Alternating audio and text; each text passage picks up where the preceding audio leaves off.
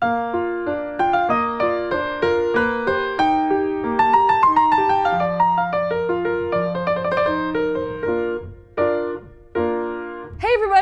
to Back Issues, the show where we talk about a comic to two guys who don't normally read comics. Usually when I'm on this couch, we end up talking about an independent book, and that's actually what's happening today.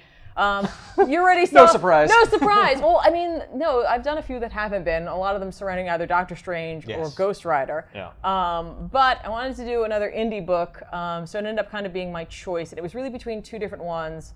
I'm not going to say what the other one is, simply because then the comments will be filled with, I wish you had done that instead, so I'm not even going to say it. I'm not even going to say it. Good call. I'm not even going to say it. Instead, what we're going to do is what I consider to be, I can't even consider it to be, it is my #1 comic from 2017. All right. This was the best comic for me for 2017. That is saying a lot. And like, it's still, like, I would say this is probably my best comic for 2018 as well, because I love this so much. It's what gave me so much hope for Donny Cates' run, and I know for a lot of people on Doctor Strange, they really like what Cates was doing. He was fine. He just didn't live up to what he had done in this book, and there's a lot of reasons for that. But this is Donny Cates' God Country. It was a 6-issue story. This is all of it. It's right here. There's no more to the story. He told it all, and then he walked away. Oh, so it's like one volume and then this finished. is it. Yep, it's the whole thing. It's a spectacular, like, just amazing story that really came out of nowhere. I got on board from it from the get-go. Like, I read the solicit for it, and I was just like, that sounds interesting. And I never looked back, and I wasn't wrong. I don't care. I'm just telling you, I'm not wrong. This is a great book. Get over it. I not only have this, I have all of the floppies, plus the Spawn variants that our population was kind enough to send me, because that was... Spawn variants? Yeah, Image did a whole thing where they were like, we're going to do Spawn variants for all these books that were coming out, and they had one for God Country, and it was like perfectly done because of the nature of this story, so I had to get that, and luckily the population came through, and I have that, and I absolutely, absolutely adore it. Here it is, signed and everything. Oh, wow. It's so perfect. It's just so well done. So Image put out a Spawn variant. Yes. Did a different publisher put out one for the PS4 and then a different one for the Nintendo Wii? Yeah. There was also there's a Hihachi and a Link one. It was, it's your personal preference. I also have the hardcover edition that when I heard like San Diego Comic-Con had like this special edition that was coming out and you'd only be able to get it there. I think you were able to get it other places, but like I was like, but what if I can only get it there and I'm not going to San Diego? So I was like, Sal, can you ask Jason Inman to buy this for me and I'll give him money for it? And he did, because he's an awesome guy. Nice. If they create a stone tablet version, are you also going to buy that? Yeah, exactly. And this book has traveled around. So it ended up in San Diego, then it went to New Jersey, and then it flew to Denver, where Sal got it signed by Donny Cates and Jeff Shaw, the guy who drew the book. And Jeff Shaw did a little picture of the sword. I just love this book. I'm not going to let these guys touch this one. So that one's going over there. No, don't touch it. Get your greasy hands all over it. I'll fight you. That's more me. Yeah, exactly. I can't believe you were handling it without gloves. No, it's okay because it's my book. You can destroy the rating on it. I don't. No, it's for me. It's made out. You don't want to seal it in it's a made plastic out tomb? To me. Like. Not for long. I prefer. No, I always like the personalization. I always prefer that. So this book, man, this book is so good. I'm not going to do it justice, but we're going to go for it. We're not going to do this book justice. Hopefully we'll encourage a lot of people to pick it up. So then seriously, guys, if you haven't, they'll find out for themselves. This is such a good book. So good. And you're going to find out just how much. Yeah. Yeah. As are we. All right. This book came from a really sort of personal place for Donny Cates. I'll kind of get into it as we go along. He pairs up with Jeff Shaw, who he's worked on a couple of other books with. The two of them have a really great working relationship. So it's just like, for me, this is like both of them synergizing and coming out with this amazing product. Book opens up in Texas. That's where Donny Cates is from. It's told, in a sense, like a modern myth. It's told from the perspective of someone else in this family years later, like a different generation. So you know how like Saga is told from Hazel's perspective? Yeah. This is like, we don't know who this person is, but we know that they're related. I think it's the great grandchild of our kind of main protagonist. Okay. Protagonist in a sense. Yeah, because there's a whole family dynamic here, and we'll get into that, but by the end of it, they kind of reveal that, but you don't know who it is, and you're not meant to. That person doesn't matter, except that they're telling us the story in like this really like amazing sort of laid back way. You can definitely read like the Texan like drawl or accent in the way that like Cates writes it. And again, he lived there, so he kind of. I'm like that seems legit. I don't know. I'm from New Jersey. I don't know. The Quinlans are the family in this. We're gonna meet Roy Quinlan, his wife Janie, and their daughter Dina, and they're from Austin. And they ride up to this house, which is clearly like a family home, and the sheriff's there. And the sheriff's like, hey, Roy, yeah, we found him. He's in a bad way, and you should probably come inside. And they're chatting about it, and basically talking about Roy's father. Emmett is ill, and he has Alzheimer's disease. And so sometimes he gets out. And by gets out, I mean, it's not like anyone lives with him necessarily, but he'll wander off. He'll just go. And he causes a lot of trouble because he doesn't remember things. And he's an angry man, and he always kind of has been. Like, he's just kind of like, just an... He's crotchety. He's a crotchety guy. He's also kind of like a really like, he's like a man's man kind of guy in a way, where he's just like, a man does this for his family and blah, blah, blah, blah, blah. And like, when he developed Alzheimer's, like that really, like when he was given the diagnosis, that really hit him hard because he knew he wasn't gonna be able to do the things he should do. And so now that it is full on developed, it's like, that's kind of somewhere in the back of his mind, even if he can't really reach those memories.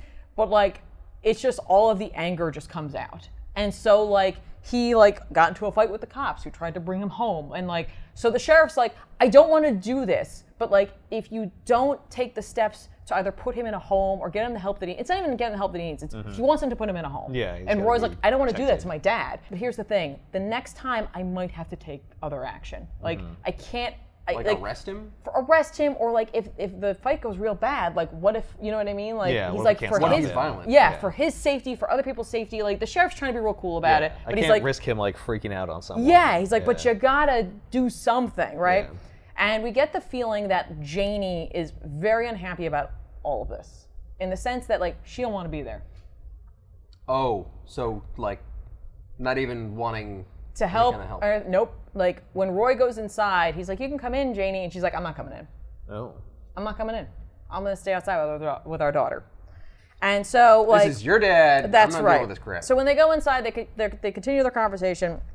And Emmett's at the top of the stairs, and he just starts screaming because he's like, get out of my house. Like, where's Elizabeth? You guys are thieves. Like, just like... There's no comprehension of what's going on. And Roy's like, I'm your son, Dad. Like, relax. And that's about the time that his Emmett's granddaughter Dina wanders into the house because she's like, I want to see Grandpa. And like, she's young. Yeah, and Emmett starts screaming, I'll kill you all. And so like, Janie immediately grabs Dina and like takes her outside, and it's just like, I'm out of here. I'm leaving. We should have never left Austin. Like, you messed up. Like, this isn't my problem. So he's trying to deal with, like, Roy's dealing with that. The sheriff gets Emmett back into bed and is like, look, man, like, you're gonna have to make some choices. I'm sorry. And then he leaves. So like, Roy's pretty much on his own. And like, he's in between these two like unbalances in his life. Like, his dad needs to be cared for, but is an angry, like vicious person.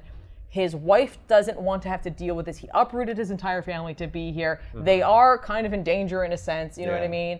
And like, he doesn't know which way to go. Dina and Janie get in the truck, and Janie takes off and leaves. Roy's like, I have to stay here. I got no ride now. The sheriff is still there, and he's just like, you want me to take you someplace? And he's like, no, I'm gonna stay here and take care of my dad, I guess. And so I'm confused. Was the plan that they were gonna live there? I think he was. Like they had moved there, and like I think they kind of just had arrived in town, and so like upon seeing this, like Janie had already met his dad, and like had known him, I think, a little bit beforehand. And so like, she kind of knew that like over time he had become this sort of like monster, but not like, he's not an intentional monster. Yeah, he was a hard man before that, but like this is something that's uncontrollable. He can't recognize people, so he's just beset by strangers. Exactly. So later on that evening, a tornado hits Texas. And by Texas, I mean the town, not all of Texas, because Texas is very large. That'd be a very big tornado. Big tornado. No, super tornado with sharks in it. The tornado hits this town that they live in, and it like destroys the town. And like, it almost gets Janie and Dina, but they turn around and they head back to the Quinlan home, and it totally, like, as they like kind of arrive, like it decimates the Quinlan home. Wow. Oh, damn. Like, it just ruins it entirely. And like, honestly, it's funny because the narrator's like, the fact that Roy lived would have been enough of a story for me to tell you. But it wasn't just what happened, it was what was in the tornado. And so Roy gets up, his daughter runs to him, and Roy looks behind her, and Janie is past that, and there's this demon standing there. Oh, like a straight up demon was in the tornado. And like, it's gonna get Dina. Roy tries to grab her like as though he's gonna be able to do anything. And the fact is, like, Roy he's a good guy, but he's not a fighter. And so like, there was nothing he was gonna be able to do anyway except either sacrifice himself for his daughter, or they were both gonna die. But Emmett, on the other hand, was a fighter through and through. He's been a fighter all his life.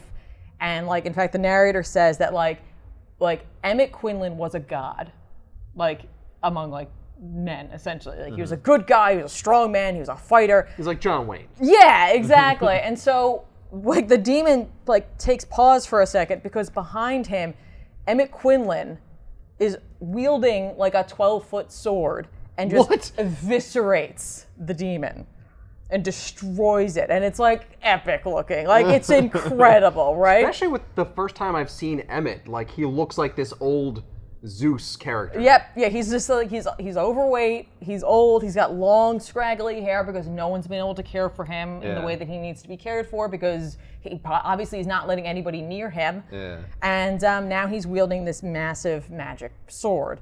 The sword has a name. Its name is Valifax. Yes, I was hoping there would be a name. The second I saw the sword on the cover, I was like, I hope this sword has a name. Yeah, well, the narrator says the sword's name, because of course it had a name, was Valifax, and essentially the sword had been chasing the demon. What? When it came to Emmett, Emmett wielded it, and upon wielding it, it pushed back the Alzheimer's. And Emmett Quinlan recognized people for the first time in years. And so he turns around and he knows exactly who Roy is. He knows exactly who Janie is. He knows exactly who Dina is. And he remembers that his wife died. And so he has to live through that again. So was the sword in the tornado with the demon? No, it comes behind it. Basically, like the tornado, either the tornado was the fight or the demon was the tornado, and then the sword arrived. Okay. So basically they have this like kind of cool like moment where they're just like, well, Dina's the most like, yay, it's Grandpa, and the other two are like, what is happening? Like you would. This is weird. I've got like 50 questions off the top of my head, and that's just not even the end of it right there. Demons don't like walk the earth normally, right? In this universe? Okay. No. Everyone's as surprised as you would be if you saw a demon come out of a tornado. Exactly. Do we find out where the demon and the sword come from? Yeah. Okay. Oh no, we definitely do, because the fact is this is crazy, but what is crazier is what is behind both of those entities. The next thing that's coming.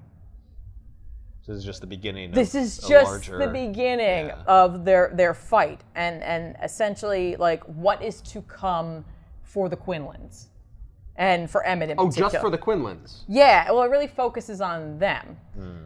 There's not like things hitting the earth all over the place. No. So,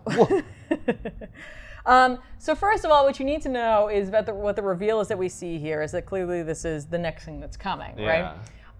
When Donny Cates was like a boy growing up in West Texas, he read a lot of Kirby books, like Jack Kirby books, which included a lot of like God elements and like very specific Space looking stuff. Creations, right? And so this is a distillation of that. Is growing up in Texas and Kirby, and the fact that like, he feels like West Texas is this area where it's like this untouched beauty, and the fact that it's like if you looked out there, and he called it like, he's like, it has this like, he didn't want to say eerie, but like, that's not quite the right word, but it's essentially that, and that like, if you were to see like old gods fighting in West Texas, it would be shocking, but not out of place. And so like, it was all of these ideas that kind of came into this. And another element too, but we'll get to that a little later on. I like that you have this right behind the guy, which looks like the top of the tornado. Right. Well, really what that is that's how he got there. This is like a little wormhole. By the way, you see this? Like, this is Jeff Shaw totally picking up what Donny Cates is putting down with the whole Kirby thing, because Kirby is known, of course, for the Kirby crackle, and you can see that style of effect in the background of this splash page. Yeah.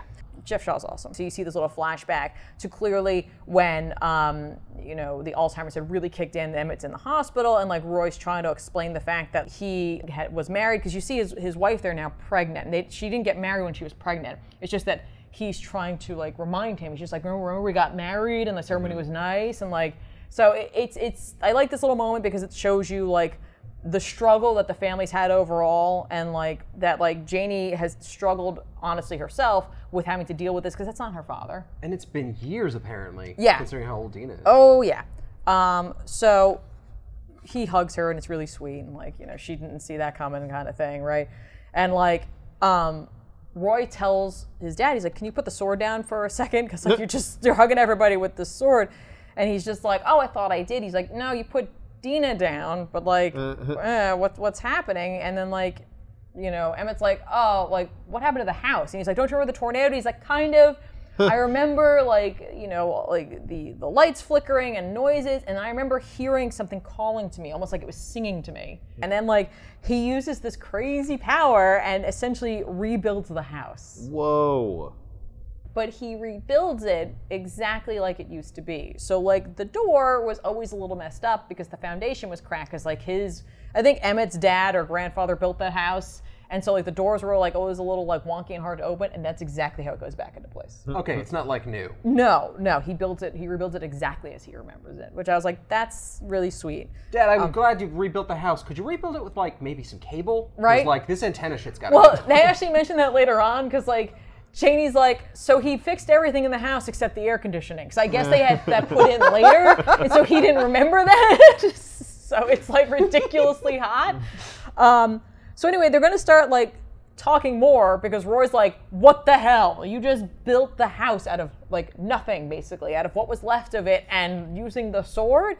And like all of a sudden Emmett's like, hang on a second. He puts a shirt on, sort of, over his like his naked, not naked because he just doesn't have a shirt on. He just puts like a button down over it, and he's like, stay in the house, I gotta go deal with something outside.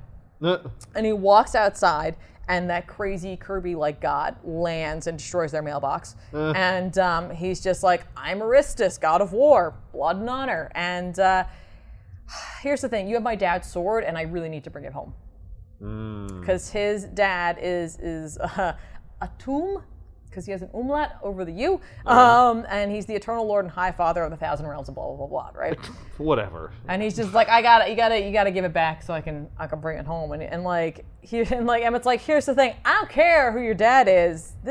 First of all, you're on my property. Second of all, I have this sword. I'm not gonna give it to you. Yeah, this sword's awesome. I mean, I'll give it to you, but it's gonna be pointy at first. Right, exactly. And he does, because like Aristus is like, you dare to speak to me like that? And like Emmett takes the sword and like shoves it right in his face. And all of a sudden, the sword goes kneel. Then the sword speaks. The sword speaks? The sword speaks. I mean, it's got a name. And all right. And Aristus is like, sorry, my apologies. And it turns out that Valifax is like the lord or god of all swords. Okay. Much like Shadowfax is the lord of horses. Kind of. And this sword is white too, like Shadowfax. Yeah, all right. And they both end in fax. I'm gonna kind of. They do. I'm gonna wreck that theory for you in a little bit. All right. Does fax mean like lord in some language? No, I don't know. Ask Tolkien, he would know. Yeah.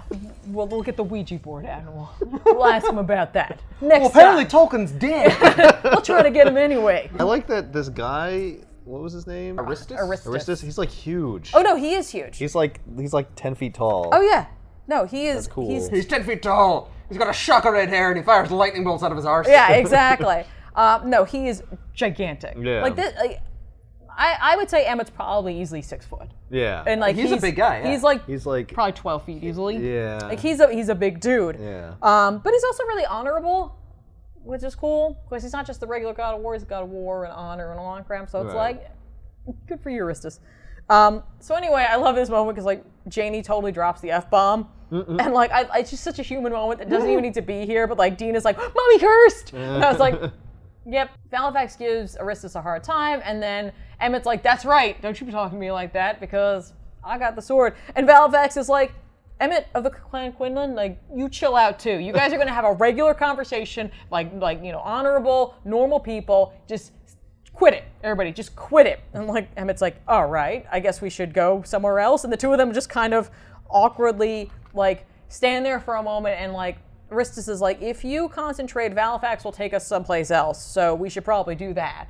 Roy pops in. He's just like, you're leaving? What are you doing, Dad? And he's just like, I gotta take care of something. The sword wants to go somewhere. I gotta go. Yeah, exactly. And he's just like, what are you gonna do? And like Aristus tries to like put himself in there. He's like, no, listen, it's okay, son of Quinlan. Like, we'll be back. And like Roy's like, could you? I'm not talking to you, sir, gigantic, terrifying man. Sir, I'm not gonna. I can barely comprehend this. Could you not? Could you not? Just step off for a second, Aristus. Because like. My dad and I are going to talk like normal people for a second. It's been a hard day, all right?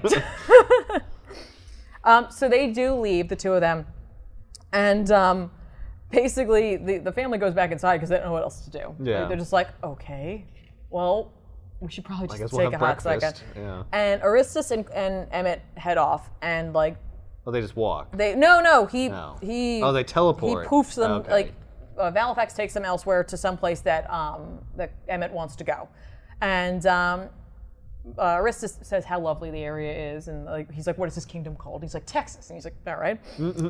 And essentially, like he ends up explaining a little bit about Valifax and the fact that he is like the god of blades, and that like. He is like the greatest sword in all the Thousand Realms and all that stuff, right? Sure. And like Emmett equates it to Excalibur, and he's just like that he's like Excalibur, and like Aristus is like, he's not just like Excalibur, he is Excalibur, because every blade that was ever forged is Valifax.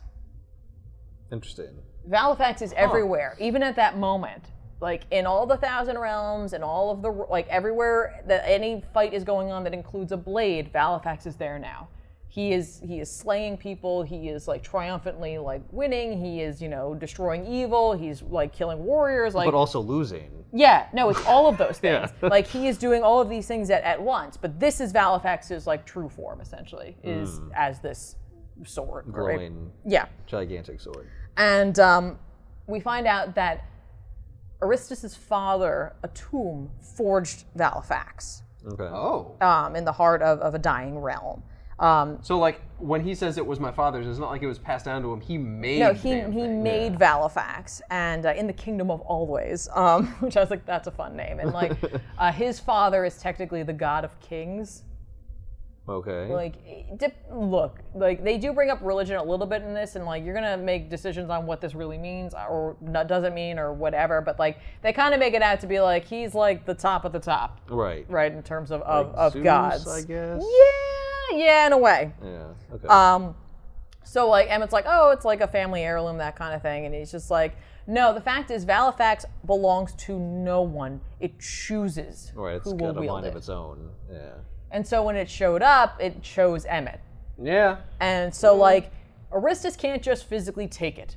Right. He has to be given it. Even though he kind of wants to. Or Valifax has to leave him. It's one of those two things. That's Right. the only way that this can go down. And so you can like give up Valifax. Yeah, you could be like, I don't want it. You could use yours. So if Aristus knows all this, why was he like, you have to give me that sword when he first showed up? Because he's like, you have to give it to me. Or And he was hoping that he would just do it. He's like, aren't you scared? Look at me, I'm really Right. big. And he's like, but I'm not. He's like, damn it. All right. All right. I'm going to level with you. Usually that works. You don't have to give it to me. I thought you might if I tricked you into thinking that you had to, but it didn't work, so here we are. Oh, yeah, I'm gonna level exactly. with you now. It's interesting, too, because you see this chain here and that chain here. It's never really explained, but it's almost like Valifax abandoned Aristus. Yeah, even like though it used to be attached to him, Yeah. and it was like, no. Emmett kind of boils down everything that Aristus said, being like, oh, like, he doesn't like explaining himself, and, like, that's fine. I'm fine, like, talking about Valifax. So he's like, that's my kind of guy, because, like, I don't like chatting too much anyway. So, explains further on, like, if Valifax disapproves of something that his champion does, he'll take off, he'll leave. Like, if he loses his trust, or, like, he doesn't like what you do, he'll leave you, and upon doing that, you'll be, like, twisted inside out. Like, it's real bad. Like, you'll die. Ah, Really? Yeah, well, even if you're a god. yeah, because he is a god killer, too. You Yeah. We find out why Emmett wants to come here, by the way. It's because this is where his wife was buried. And so when he shows up, the grave hasn't been taken care of, and he kind of wipes away some of the things. And it's just a sweet little moment. Like, that's just what he thought of first. Mm-hmm. At the end of the day, Aristus is like, maybe you could just give it back to us. And he's like, all right, well, here's the thing. If I give it back, and, like, you take it, and I let you go with it, whatever, right? Will I still be able to, like, can you guys fix my Alzheimer's, basically? And he's just... seems super powerful. Like. He's like, I don't know what that is. And so he explains it to him. I don't understand your human diseases. He's like, all right, like, it makes you forget things, it takes parts away from you, like, all of it, right? Like, you can't remember your name, you can't remember any of it, and it all came back to him when I held Valifax. And, like, Aristus is like, oh, it's like a curse. And he's like, there's nothing we could do for that. If you're holding the sword, the curse goes away. Well, the like, sword can do something for that, but nothing I can do. Yeah, but like Aristus is like, that's the best he can equate it to as a curse. Yeah. Because he doesn't know what else it is. Right. We don't have medicine in our society. We don't have diseases that we're gods. But like, it's like a curse? Okay, no, I can't help you with that. Yeah, and like it temporarily goes away, but if you let go of the sword, you're still nobody cursed. Can help with that. Yeah. The sword fixes it, but nobody can... Yeah. Yeah. Is that true, or well, I think it's just because like that's just part of what Valifax can specifically do. Remember, because they all have different things. That Valifax exactly.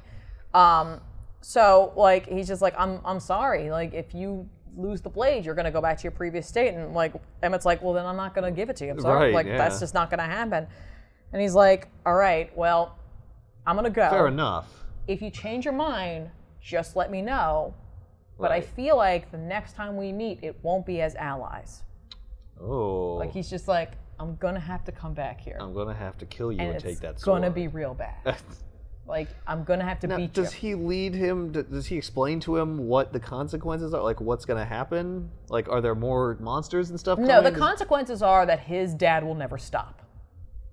Will never stop coming for that sword. A tomb? Yeah, a tomb.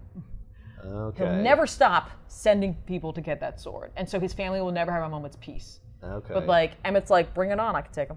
Right. So the two of them leave on like decent terms, where they're just like, you know, like he's like, I'm sorry, like that I'm gonna have to come back here eventually and kick your butt. And he's just like, well, I'll see you then. And he's like, do you have a message from my father? By the way, because that's usually how these things go. Like if you're not gonna give me the sword, I have to have a message when you come back. So Father, I have a message from Emmett. I don't know what this means. He also expelled wind from his lower regions. Told me to tell you that as well. Yeah. I don't understand it, but that was the message. I don't know. Go figure. So anyway, in the Kingdom of Always, Aristus shows up and he's just like, "What word do you bring of my jerk sword who left me?" And he's just like, "Well, Valifax claimed a champion, and that champion's not going to give up the sword. So he gave me a message, and he's like, well." Apparently, it's like something of a battle cry in their realm, and the words are, "Come and take it." Huh. Wow. That's hardcore. Emmett Quinlan is a badass. Yeah. It's also kind of tempting fate, though. He can't help himself. He can't help himself. Yeah.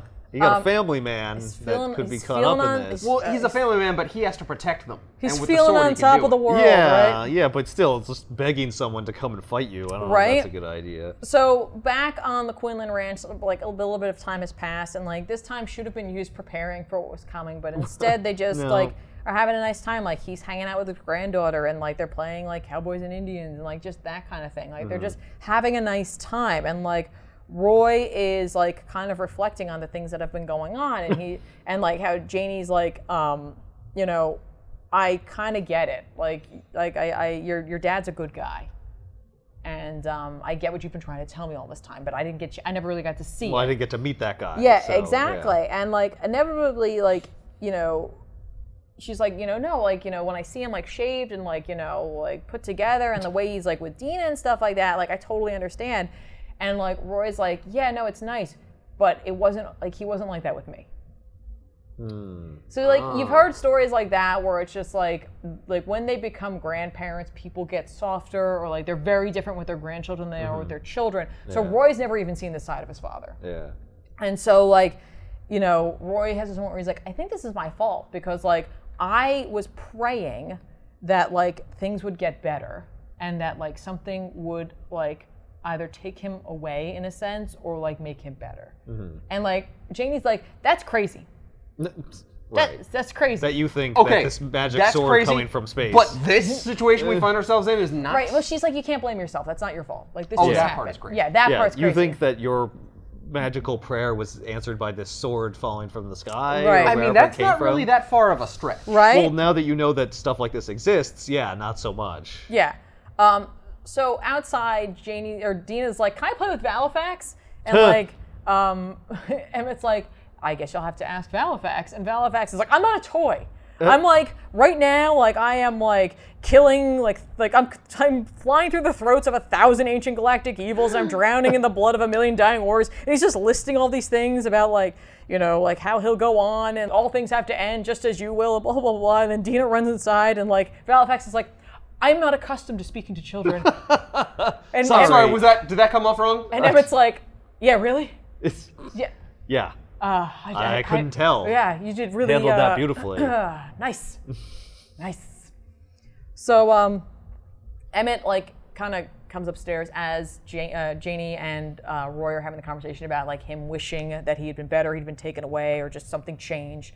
And so he hears a part of it, obviously. And he's like, "Hey, do you mind if I don't mean to interrupt, but Janie was looking for you, or D was looking for you, Janie." He's got a haircut now. Yeah, no, he got himself all cleaned up. Huh. He's like, no, like this is what I used to look like. Yeah. And so then Roy and his dad have a bit of a conversation. He's like, has he put the sword down since? No, he literally does not. Does he like shower with it and stuff? I guess so. Just holds it. That would be difficult, only having one hand that you can really use for stuff. You know what? Hey, people live with that. That's true. He would do it. Emmett Quinlan would do it. So Roy and Emmett have a nice conversation, kind of a nice conversation. They have a conversation outside about it. He's just like, I'm sorry about what you just heard. He's just like, no, it's fine. Anyway, and like Emmett immediately tries to change the topic. Or he's just like, how have the Rangers been doing? Right, I'm not going to have that conversation. He doesn't want to have those kinds of conversation, right?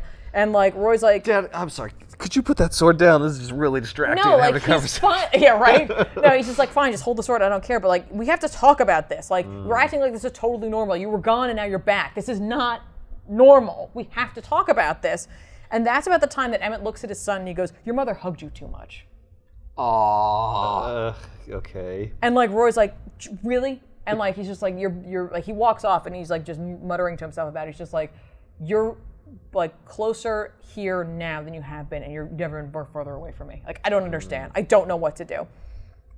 And like then like Emmett kind of has this moment where he like kind of softens and he's like, here's the thing. When I found out I was sick and that like I couldn't take care of your mother anymore, I didn't know what I was going to do, because like I've always done that. And like so like I don't know if it was like your prayer or whatever, but like the fact that Valifax is here, like I don't care. Like this is what I wanted. I wanted to be here and like be able to take care of myself and my family and just all of this stuff, right? And that's about the time when this crazy zombie thing shows up and bites Roy in the shoulder. Oh my God. Roy he turns around and he like punches it in the face. And like Emmett's nice. like, okay, get back in the house. And like Valifax knows exactly what's going on. He's like, it's Baelgrim, which is like Aristus's brother. Oh. And the youngest son of Atum. And he's just like, he's here. He will hide in the shadows and send his like army here first. That's his way. He's a coward. And he's just like, but nothing will hide from me. And then like Valifax like lights up and illuminates the fact that they're surrounded. Oh, what? By like these like zombie skeletal hordes. That's awesome though. Right? It's a really cool visual. And so like he's like, Roy, get back in the house, get the family, start boarding up the things. I'll take care of this. Because like Emmett's like, it's on. And like Valifax is like, don't be afraid. We'll end this together. And then he's like, and never let go. And so the two of them just launch into this fight, and they just start like taking out zombies left and right. And it's like this epic looking thing. But like some of the zombies get through, and they're like coming and like trying to. They're coming from all sides. They're coming from all sides, and like they're like pushing into the house, and like Emmett wants to go back, and Valifax is like, don't worry, I got this. And so Valifax like goes into all of the knives in the house and like uses them because he's the Lord of Blades. That's and like cool. He starts attacking them, and he takes the little like windmill thing that they have outside, and he rips off all of the These are also blades. Yep. And now we'll take the blades of your ass. All right, maybe not that. All right, that's not gonna help. That's kind of stretching. Yeah, you're like Damn it. Just like maybe they have allergies. Yes, carpet, exactly. just wraps them up in grass. Right? Yeah. Now light them on fire? I don't know. I really didn't have a second part of this plan. Lord of Blades. So like they go to work doing their own thing, and like, which is awesome. And then like it's funny because Valifax and Aristus are such proper individuals, and Valifax is like, "Son of Emmett, I'm so sorry that I couldn't get here sooner, but like I'm here now, and don't worry." And Emmett's like, or Roy's like, "Cool."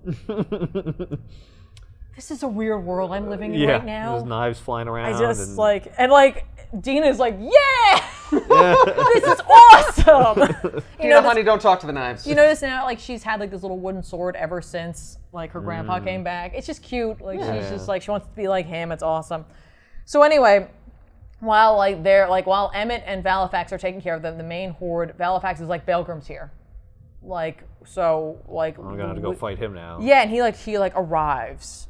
And like he looks like that. Yeah. And floats. And like Valifax is like, don't attack him. And Emmett's like, yeah, I got this. And he like leaps over everything and he goes to attack him and he poofs away. Because he's like Loki in that sense. He's like he's a trickster and a liar. I told you not to attack him. He did. And so what he does instead is Baelgrim goes into the house and takes Dina and leaves with her. Well, shit. And so I told you, like, Emmett. And so Emmett's like, well, then I have to go get her. Where is she? And Valifax is like, Baelgrim's like place that he rules over is hell. So we're gonna have to go to hell. And he's like, okay, I'll be right back. Well, I'm not gonna leave my granddaughter in hell. Yeah. Right? And so he does. He goes to hell. And like I love this first page of this new issue because like I remember getting like I think it's issue 4. I was just like, this is awesome. It's just Emmett Quinlan with the sword trudging through this barren wasteland because like in theory hell is everywhere and it's like below the current realm, and so he's like, this is the area of hell below Texas, which is why it kind of looks like the landscape they were in. It's I'm like like, Texas, that's but like darker. Yeah, like you that's see like really a fence cool. going across. Yeah, there's a horse. Valifax and Emmett have like a conversation while they're in hell, and he's just like, so this is hell. Spider creatures and yeah, stuff. there's just things everywhere. It's just disgusting. horrible. Like it's not a good place to be because we kept seeing rabbits early on. Remember we kept seeing like the tall-eared rabbits. Yep. So this is like a callback to that because we're in hell, so it's dead. And there was a spider in the grass at one point. Yeah. In a picture. Oh yeah. It was on the roof. Yeah, but like so like it's clever. It's clever. Jeff Shaw knows what he's doing. So anyway, Emmett's like, all right, where are they? And Valifax is like, I think they're over there in that building. And he's like, how do you know? Are you sure? And he's just like, well, we asked that question, and then all of a sudden that building showed up. So I'm gonna say it's in there.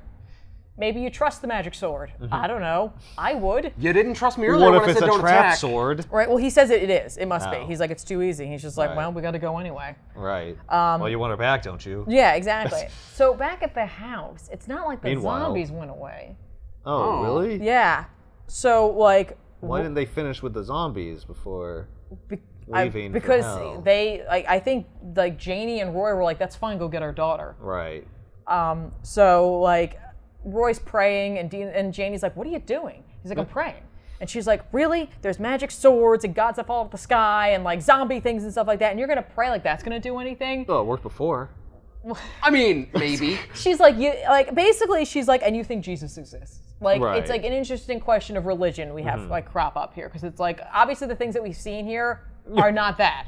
Right. So but what do you also, do? there's like magical stuff, so like Right? maybe praying works, Right? just not the way I thought it did. And Roy's like, but Valifax said hell, and she's like, look, here's the thing, we got bigger fish to fry. So like immediately they run upstairs because that's where the guns are. And so like sense. they make their stand Yeah. there. Back in hell, Emmett reaches like the door, and he's just like, all right, well, like, listen, Valifax is like, Baelgrim is going to do everything he can to leverage what like has like your past in order to get what he wants. And like I can protect you physically, but mentally you gotta keep yourself safe. And like because we can't risk him hurting Dina. And like he's just trying to be like, you have to keep yourself together. Right. I can tell you right now, I'm not going to be able to do that. Yeah, right? Well, because Emmett's response to that is, if he hurts her, it's the last thing he'll ever do. And it's just like, cool. Yeah. Also, your wife's going to make a comeback. So, this is an awesome image. If Baelgrim holding Dina. Like, I just love this image. I don't know why. On this, like, it's horrifying throne. Yeah, it's creepy and horrible, and like he's stroking her hair. Yeah. And like it should be something like loving, but it's totally twisted. Yeah. So he's like, he rolls up and he's just like, hey, yeah, so just give me the blade and you guys can go everything home. Will be fine. Because like my dad really wants it, so if you just give it to me, I don't know. I don't really care at the end of the day. It's his legacy, I guess. Mm-hmm. But like, look. All I really know is he wants it. Just like, here's the thing. At the end of the day, everything's gonna die, and like, so like he should just get over it. There've been plenty of old gods that came and went before him, and people don't remember them. But I guess he thinks if he has this sword, they'll remember him. But like, he's just making everybody's life really hard right now. So just give me the sword, all right? Just give me the sword. So Belgrim is going through daddy stuff just like Roy is. Right. Well, they all kind of are. Like Aristus is too. But like Belgrim doesn't really care. Like he just wants to do what he wants to do, and like. But he's still being called upon. Yeah. Well, like I said, like his dad's making everything really rough for everybody else, right? Like he's just like. He's not gonna calm down until he gets this sword. Exactly. Yeah. So it's worth it to them. So he's just like, you know, like, just like, you can have the girl back, you can go home, just give it to me. You have to give it to me. I can't just take it. So Emmett, of course, his only response is, I'm leaving here with my granddaughter and the sword, so. You know, that's the deal. Fuck you. And so Belgrim's like, all right, fine. And he calls out Emmett's wife, who is, she looks like when they first met, or like not when they first met, but earlier on in their relationship. And she's young. She's young. She's young, and she's lovely looking. She's how he always remembers her. Exactly. And so like Emmett's like, is this real? And Valifax's response is, it doesn't matter. Look away. So we don't know. Right. Like she could if be it's 100 actually her or not in hell. Yeah, which is like really rough. And like Valifax is like, you have to close your eyes. Don't look at it. Just stop. Just oh my God, don't let go. Jesus. And Emmett lets go of the sword. And he has this moment so he just immediately fails. Well, he doesn't fail. Like he remember he like just relived her death because he hadn't remembered it. You know what I mean? Like he visited her grave. That was the one spot he took Aristus. Yep. And so essentially like the two of them hug, and he's just like, I don't understand. Like, you know, like how could you be here? Like, you know, like I couldn't find you. I didn't know what was happening. And she's like, it doesn't matter. Like I'm here now. Just stay with me. And so they're just hugging each other. And Belgrim just goes for the sword and he picks it up. And like Valifax is like, my power is a gift, and it's not yours to have. And like you are unworthy of my power, and you're actually unworthy of the power you have entirely. He's like, you used the dead as your army, and they deserve peace, and that is not what your job is. You have failed at your job. And so like I am an honorable sword. You are a bad man. Yeah, Valifax is like reaming him out. Like he's just like, we see the farmhouse, which is under siege, and like how both Janie and Roy have run out of ammunition, and like they're about to be taken, and like the whole army like you know like floats away because Valifax releases him. Like he is able to release them, so he lets them go. And like when that happens, so too is Elizabeth gone, which is so sad because now he has lost her again. Yeah. But he remembers her this time. Well, he remembered her when he remembered she died too. Yeah. And so like now like it's real bad. And so like Belgrim is like twisted. Remember I said it would like twist and like, you know, make them turn them inside out was probably what happened to a human. He gets like twisted and like he's like Emmett is furious. And Belgrim's like, don't do it, just leave me alone. And then Emmett proceeds to beat him to death. Oh. Whoa! With his bare hands. Not even with the sword. No. Yikes. With his rage and his like and all the vitriol he has, he beats him to a literal pulp. And it's like just incredible. And he picks up the sword, and like Valifax apologizes. He's like, I can't even imagine. He's like, I don't want to hear it right now. And then he gingerly picks up Dina, and he just walks out of hell. And he goes home, and he reunites the family together. And then he like walks out into the field, and he goes, I know you can hear me. Let's finish this. I'm just like this book doesn't stop. But then we get this little break for a quick second. This is like for me, this is like such a Kirby page too. Yeah, got the crackle, definitely. got the glowing, and this got the dark. giant man. Yeah, exactly. We get the like origin of Valifax, and that essentially a tomb took a star or like a sun from the sky, dooming billions, and put it into a forge and created Valifax, right? And with Valifax, he like felt his legacy was secured, and he was able to conquer hundreds of realms under his reign, basically, right? And so like we see his children here, right? They're all boys, by the way. I thought that one was a girl. They're all boys. We see Baelgrum and Aristus, and then the other two they're mentioned later on. Basically, like his dad was just like, this is it. I've done everything. But then in the end, like a greater force destroyed the Kingdom of Always. Interesting. Even with the sword. Time. Even though it's called the Kingdom of Always. Time destroyed the Kingdom of Always. This was a very long Well, I time guess you ago, should have created a clock. Right? Well, because what? Well, then you could stop it. Because you can't attack time with a sword. I'm sorry. Either the sun that he used to create Valifax, or the sun that the system, like that the Kingdom of Always was located in, was going supernova, basically, and there was nothing they could do to stop it. Right. Right, like just everything must die. It's the Stars inevitability don't of last things. forever. Yeah. Even Baelgrum says it. Yeah, exactly. And that's what he does, right? Like he's the ruler of hell. He's like, I know. And even when his end came, he's like, but not me. Maybe not me. Oh, you're gonna beat me to death. No. Cool. Me too. Me too. Damn it. And at the end of the day, like Atum used like a huge portion of his power to keep part of his kingdom alive. Okay. And so like it's basically this little floating island that's left, and like he has to concentrate constantly to keep it together. Just like the ivory tower in the Neverending Story. Yeah. Or like Asgard. There you go. Like Asgard. Yeah, I guess that makes more sense. So basically, like Atum doesn't want his reign to ever end. Sure. And like, why would you? Right? So like he's just like, I don't know, maybe get tired. Right? Just let it go, right? Dude, I gotta take a nap so bad, but I can't. I gotta keep this entire place up. I know, and like I haven't slept in millennia. he's like, I just crap in this chair. It looks like it. Basically, he's really upset because his lineage is now in question by an old man who won't give up the sword that he made. Yeah, but he made it with a giant hammer. You think like the hammer might be like, you know what? Screw the sword. I got my hammer. Right? Exactly. But what does he need the sword for? He just wants it. It's his. It's his legacy. He created it. He used it to conquer the realms. It's an heirloom. It left him at some point. Yep. He's like, I want it back. Yeah, I think So I want everything. The subtext here is I think he gave it to Aristus, and that's when it, right? Right. Because like. And Aristus fucked it up. So I like, yeah, well, because later on it's kind of like mentioned that like Valifax would have left Atum because he didn't like him. But it's hard to escape those who create you.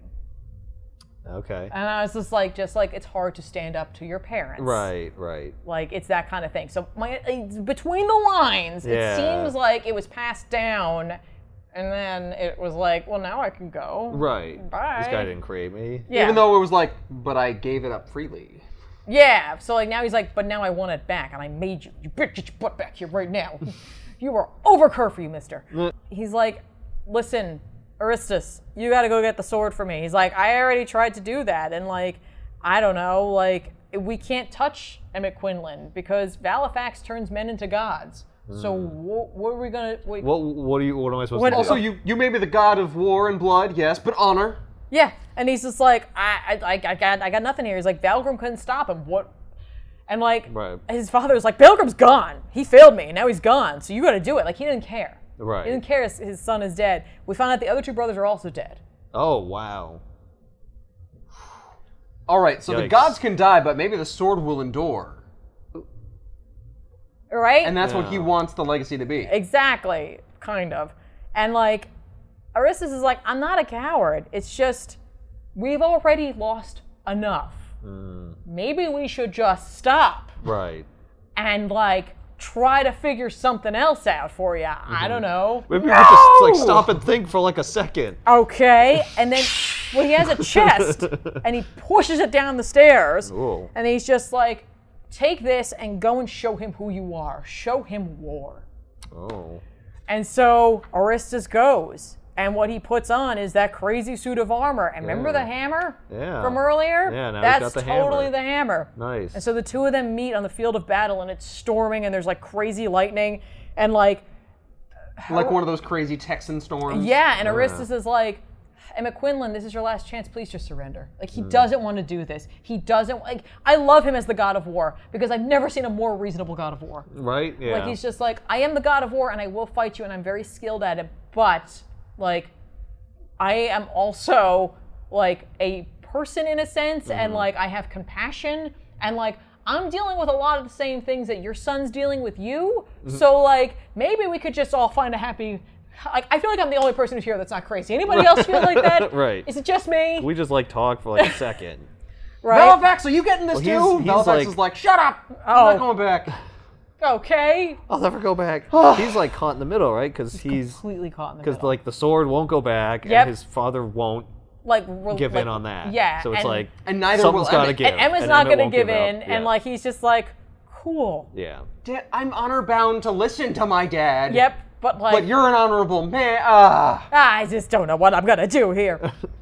Could be your own man. Right? No, just say no. He can't. And then like we see this amazing fight, and like the narrator describes it as it could be heard all over Texas, and that like each time the hammer hit the ground, people in like towns miles away could feel the ground like waving, like it was like in an ocean. Deep in the heart of Texas. Yeah, exactly. And that like every time Emmett sliced through the air, they could smell the burning of like him like basically cutting the air. But also they mentioned that at one point he cuts a lightning bolt in half. I was like, that's cool. You see, that's very myth-like. Right? Mm-hmm. It is a myth. It's a modern myth. And so basically they have this epic battle, and like at one point, like you think Emmett's down because Aristus hits him real hard, like just kabam. And then like the narrator's like, see this little speech bubble down here? Yeah. They're like, the curse that came out of Aristus's mouth in that moment, there's no translation for. But if I had to hazard a guess, it would be holy shit. Because there's Emmett Quinlan, no shirt, just like bring it, like power just shooting out of his eyes on the side. And like, so Aristus throws his hammer at him and Emmett just blocks it. And then he like shoots behind Aristus and he like, Aristus grabs his hammer back and the two of them just go at it. And they're like wrecking the house and Janie's gonna leave with Dina. And like Roy's like, I can't go. And then he's just like, but I have to. Like I have to go with my family. Yeah. Good. I'm glad you made that choice. Like he's just like, I can't. Like I'll drive. It's fine. But then like Aristus lands on their car and he's like battered and like burnt, and like Emmett's like, get away from him. And like honestly, like Aristus, Emmett has both weapons. He's dual wielding now. He's got them both. Aristus is like, please don't do this, and Roy's like, you have to stop. And the only thing that gets through to him is Dina. She calls out to her grandpa, and he immediately stops. He just stops everything. He's just like, I could have hurt you guys. I don't know what happened. I'm so sorry. And Roy's like, it's okay.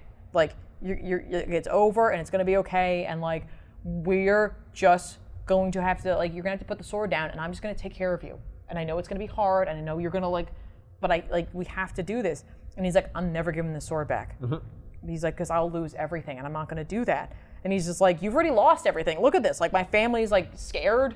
And, like, Emmett... And we're in danger? Yeah. And Emmett repeats, like, your family. Like, he suddenly has realized what he has truly lost. And that, like, he doesn't... Like, Roy doesn't consider his, like, own father to be part of his family anymore. And, like, that's about the time that Aristus takes off his helmet and he's like, hey, listen. Like, you have to listen to your son. Like, I can't go home without Valifax. My father has barred me from our kingdom until I come back with the sword. I can never go home unless I have that sword. And I can't stay here because I stick out like a sore thumb. Right? And he's like, you don't understand, my father will never stop.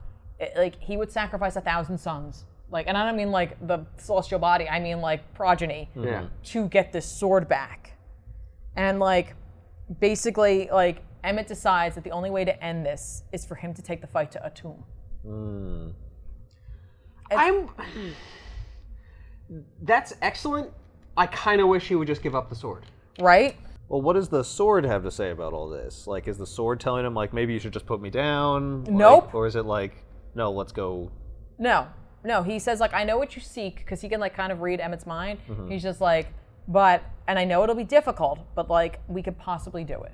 Okay. He's like, you want to do this? And, like, they leave, and, like, as Emmett leaves, he says, I'm sorry, son. Like, that's the only thing he says, is he apologizes to his son, which I appreciate, because he apologizes to him, in my opinion, in that, like, moment on a lot of levels. Like, he's just like, I'm sorry I almost killed everybody. I'm sorry I'm leaving. And I'm sorry I did this to our family. And I'm sorry that, like, I am the way I am. Yeah. That, like, I was that way when you were growing up. Exactly. Like, all of it. And he just leaves. And he lands in a place that initially looks very similar to where he is. And he's just like, okay, we're here. And, like, we see this, like, crazy image with all these, like, fish-looking, like, flying creatures. Yeah, and those things are called the Volgul, and they basically scavenge the energy of dying gods. Okay. Because Atum is dying. Oh. And so, like, they're there, and he's been kind of keeping them at bay for as long as he could while keeping his realm together. That's all he cares about, right? And so, basically, Emmett Quinlan, like, takes them on because he's just like I said, Valifax turns men into gods, and Valifax himself is the god of blades and therefore can kill gods. So Emmett Quinlan is like a god who can kill gods. And it's kind of cool, right? Like, that's neat, right? Well, if he kills those fish things, will they stop? Will Atum stop dying? No, Atum's dying. They're just there because they want to eat the energy that's coming off of him. Basically. They're the sharks who smell the blood in the water. Yeah, that's them. Because they showed I was going to say they're like vultures. Yeah, in a way. Yeah. And so, like when Emmett shows up with Valifax, he's like, oh, okay. Basically, like, they are now seeking them because they're their higher energy source. So, like, they go for that.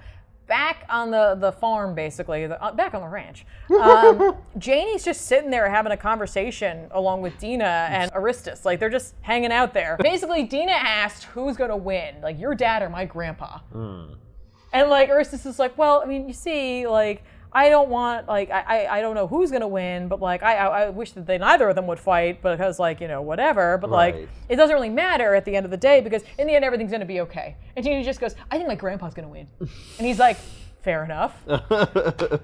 So you are a nice child. I'm not going to say anything against it. Right, so then Janie, then again, I have the hammer here, so you're probably right. Right, so, like, Janie, like, sends Dina off to play and, like, go say hi to her dad because her dad's just standing in the middle of the field because he doesn't know how to comprehend any of this, right? And so, like, Janie and Aristus have a nice little conversation where, like, she's like, thanks for saying that. That was really nice of you to, like, be that positive. And he's like, no, like, at the end of the day, you will be okay because you have her, which is something my family doesn't have. You have an heir. And, like, upon reading this the third time, I was like, I don't know how I didn't pick this up the first time. He's basically saying, he's just like, because you have an heir, and all my father cares about is a sword. He had children, and he gave them up because he thought his legacy was a sword. Right. And, like, look what your family has. And, like, that's what Emmett is fighting for. And, like, it's so cool because it's just like, he totally gets it. It takes a god to get through to her. Yep, pretty much. And so... Aristus is the real unsung hero He really... God damn. He is. He's awesome. To be fair, though, Emmett Quinlan is, like, one of my favorite for, like, this, like, sort of, like, crazy action genre heroes in a long time. Because, like, misled as he is, he's doing it for all the right reasons. But he doesn't know how to express that. You know what I mean? Like, none of them understand the idea of not being able to remember. You know what I mean? And it's just like, but for them, like, we'll remember you. And, like, well, that's his legacy. He's like, and I appreciate that. He doesn't necessarily care about his legacy. He cares about remembering them and being able to enjoy them while they're here now. Right. Like, well, and he doesn't want to become a burden to them again. Exactly. He's already seen how that worked out. Like, he's had it's like his, like, worst nightmare is to, like, be a burden to somebody else. To be a burden. Because that was the opposite of who he was. He was always the caretaker. Exactly. And he's had the fortune now to be a person to come back from that, to see what it did to his family and how little his daughter-in-law cared for him and how his granddaughter didn't even know, you know what I mean? Like, so, like, all he wants to do is just hang on to his family. And so he's like, this is how I have to do it. And so he grabs one of the Volguls and he drives Valifax into it and he rides it into Atum's castle. Much like the sandworm in Dune. Right? And like, Atum's like, Emmett Quinlan of Texas, I see. Okay, well, so is everyone in your land this stubborn? And like, this crazy? And he's just like, no, actually, I'm one of the nicer ones.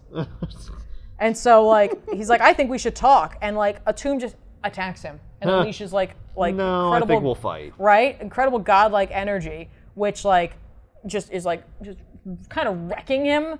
And like, while this is going on, Atum cannot focus on keeping everything the way it needs to be. And so the like barrier that was keeping Aristus out is now like waning. And so like he can sense that. And he's just like, I don't know what that means. Like, is that like I clearly they must be fighting. And like when he mentions that like it's breaking and weakening, like Roy's like, is that good? And like I feel badly because Aristus is like, no, it's not good. Because like for him, he's just like, because my father will probably die. Right, because he's getting weaker. But I don't know if it's mine or yours. Like I don't know what's happening. So in either situation, it's not good. Right. It is not good. So like inevitably, like Emmett says please, which makes Atum stop, and he's just like, oh, see, you do have manners. That's totally cool. He's just like, I'm going to turn my back on you, and he's just like talking and like just being a jerk, basically. He's just like, look, I can't take Valifax from you, and I would rather, like, even if you die, I can't take him from you. Right. And I'd rather not have your like decaying arm on my sword for all of eternity, because like I'm totally going to live because I'm in denial about like everything that's happening to me. Right. Despite the fact that I'm clearly dying. Exactly. And Emmett's like, I'm not dying. Shut up. My kingdom is perfect. Right? And like Emmett's like, don't you turn your back on me. And he launches into like this like angry, like heartfelt, like just raw little like speech where he's just like, I never cared about the sword. I just want to remember my family, and you couldn't give it to me. You couldn't just let me have this. Like, that's all I wanted. And all you could care about was your legacy, basically. He's like, I didn't choose Valifax. I didn't choose to fight, but I'm here because I will. And like, Atum's just like, he's just like, I really don't care. And he launches these like crazy tendrils at him and like stabs him in the back. Oh. And like he's just like, you're nothing. You mean nothing to me. In the grand scheme of life, like I don't even know who you are, and it doesn't matter. And he's just like, once I get Valifax back, I am going to go to your realm and I'm going to raise it. Oh, you don't say that to him. Like, Atum is just, he's a bastard. Yeah. Like, he's a total he's just bastard. A bitter, and like, vindictive, yeah, exactly. Person, and Emmett's decision to do this, like, was right. Like, this guy's got to go. Yeah, somebody has to stop this guy. This guy's got to go. Atum goes, give me back my sword. And Emmett's like, fine. And he takes the sword and he throws it at him. And as he does, he remembers what Valifax said to Dina earlier on about, like, you know, cutting the throats of ancient evil and all that stuff. And basically Valifax flies it up and like slices Atum's throat. And like then goes back to Emmett's hand, and like Emmett's like, wow, you came back. And he's like, I did, but like here's the thing, you're so injured I can't help you. I'm barely able to keep you together right now. I can't heal you from this. And if I transfer us back to your realm so you could say goodbye to everybody, I will definitely not be able to keep you alive to that point. And he's like, I know. And he's just like, we're just gonna have to finish this here then. And I'm like, oh. Right? And so like as that's going on, like Aristus is like, I have to go back. Because like the barrier's completely broken. Now that he's been cut, he's like, it's all falling apart. He's like, I have to go home. Yeah. And he's like, the whole realm's gonna fall apart. Yeah, and he's like, well, not just that. Like he's like, it's my father. I have to go back. In a way, he's more Roy than Roy. Well, he goes, and Roy, you should come with me. I would recommend you come with me. Yeah. And Jeannie turns around and she's like, you have to go. Like this is the first time she's ever agreed that he has to do something for his dad. And she's like, your dad's gonna need you and we're gonna be okay. And like Roy's not sure he's coming back. Right. And he's just like, what are you gonna tell Dina? And she's like, don't worry, you'll tell her when you get back. And so the two of them just walk off into this like crazy, like, you know, portal thing. Yeah. Kirby Crackle portal. And they go, and when they arrive, they see Emmett and Atum locked in battle. And like Aristus takes the hammer and kind of busts through them, and he's like, you have to stop this. Like, this is crazy. Like, he's basically yelling at his dad. He's like, you're out of your mind. He's still not dead? No, he's not dead, and like Emmett's not, but like they're both like they're critically both injured. really dying at this point. It's really bad. And so like this is the point where the narrator's like, I wish I could tell you that Emmett fought his way back and kept the sword. But I didn't say this was a happy story. I told you it was a true one. And so Roy races to his father and he catches him as he's falling, and Roy's like, Dad, like, I got you, and like, you know, don't let the sword go. We're gonna get you out of here, that kind of thing. And Emmett is so battered, he can't even speak anymore. So he cannot say the things he wants to say to his son, just like he couldn't in life. And in that moment, he takes the sword and he gives it to Roy. And as the sword is passed, something happens.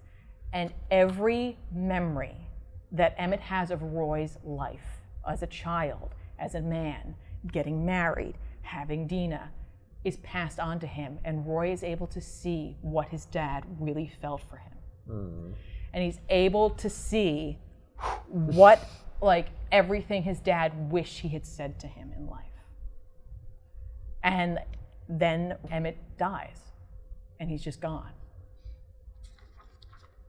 Roy thanks his father for that, because he never had that. And that's about the time we see the flip side to this, and a tomb kills Aristus. Wow. Because God damn! It's like a tale of two fathers there. Yeah. Yep, you failed me. And so he kills him. And then like a tomb's like, son of Quinlan, give me that sword. And Roy's like, I don't care what you do. And he just leaves. Like he uses Valifax to take he and his father away from there. And then the kingdom of Always is destroyed. And a tomb dies and leaves nothing behind, because he has no son, he has no heir, and he has no sword. Like he lost everything. Yeah, he lost it all. Yeah. And Roy takes his father to a star, basically, and he passes him into there. And then he returns home to the farm, where he abandons Valifax and like just lets it go, and he returns to his family. And they inevitably sell the house, and they move back to Austin, and that's it. And the story has been passed down through the Quinlan family and told over and over again, and that's God Country for you.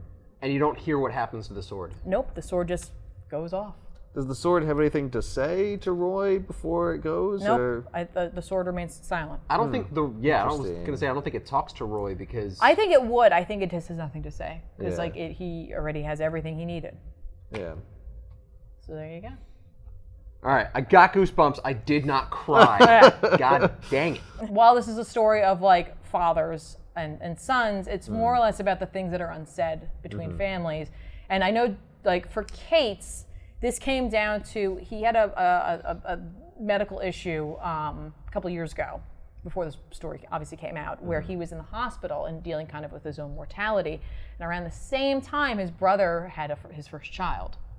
And so like he had this moment of like this crazy dichotomy of like legacy and like, you know, what you leave behind and like all that stuff.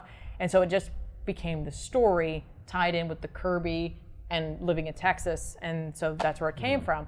And it's probably because of how personal it is. And as he called it, it's the like smallest, like insanely like gigantic story that he's ever told.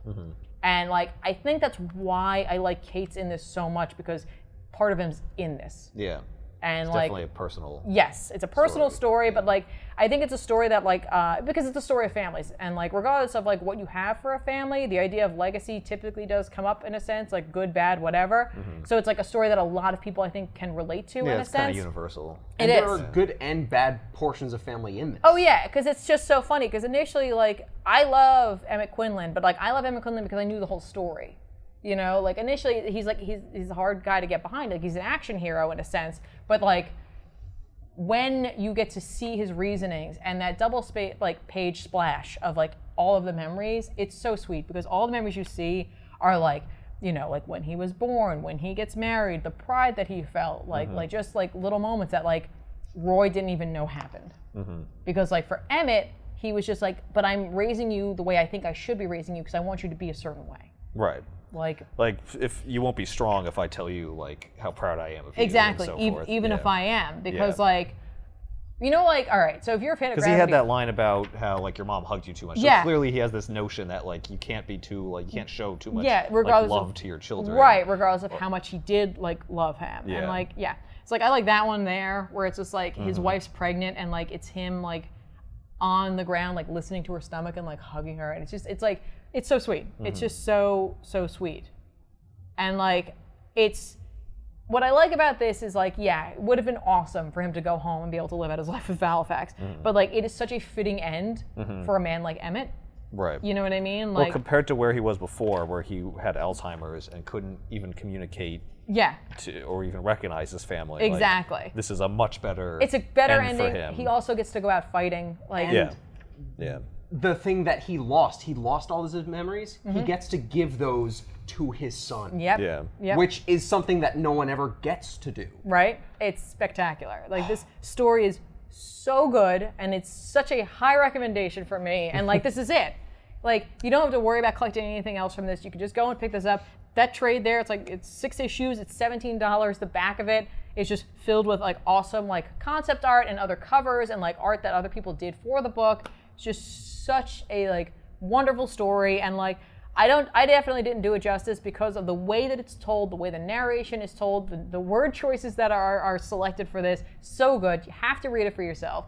Check the description box down below to find out, like, to find a link to a copy of it or whatever it is that Sal does down there. He'll put it in there. You go down there and you check it out. For me, this is it. And even if he did nothing else better, that's saying a lot because it's a beautiful piece of art. So go check it out. Thanks for hanging out with us. Don't forget to check the description box down below for all other kinds of things. It's P.O. boxes and social medias and links to the book. You definitely want that one. Definitely want that one. And we'll see you guys next time. I'm Tiffany.